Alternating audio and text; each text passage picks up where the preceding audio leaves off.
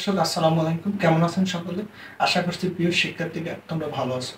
তো আমিও তোমাদের মতো বিবিএ স্টুডেন্ট, আমার থার্ড ইয়ার ব্যবস্থাপনা বিভাগের, এবং ব্যবস্থাপনা বিভাগের যে আমরা এখন আপনাদেরকে দেখাবো দিগদর্শন প্রকাশনী। তো এটি হচ্ছে সেই অনার্স তৃতীয় বর্ষের ব্যবস্থাপনা বিভাগের ইজি অ্যান্ড এজি।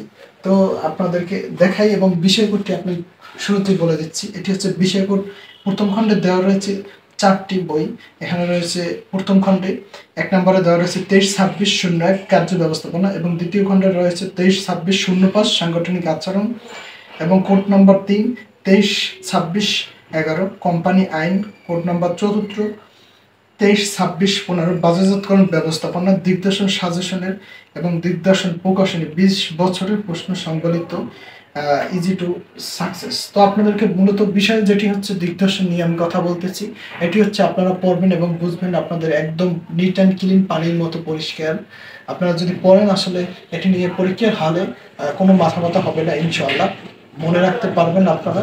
এবং আমি আপনাদেরকে দেখাবো এখন যে দ্বিতীয় খণ্ডে এখানে মূলত 4টি বই দেওয়া রয়েছে। 1 নম্বর খণ্ডে বললাম এখানে রয়েছে 4টি, এবং দ্বিতীয় খণ্ডে রয়েছে 4টি। এটি কোড নাম্বার হচ্ছে 1 নম্বরে 23-26-03, এবং দ্বিতীয় কোড হচ্ছে 23-26-09।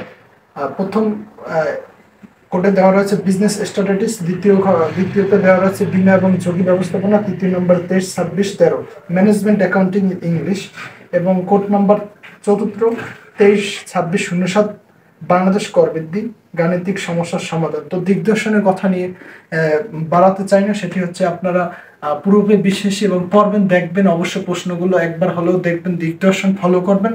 তো অবশ্যই করে আপনাদেরকে এই বইটি বুঝতে হলে অবশ্যই একটাবার দেখতে হবে খুলে, এবং মনোযোগ সহকারে দেখবেন, অবশ্যই আপনার মাথায় থাকবে দিগদর্শন।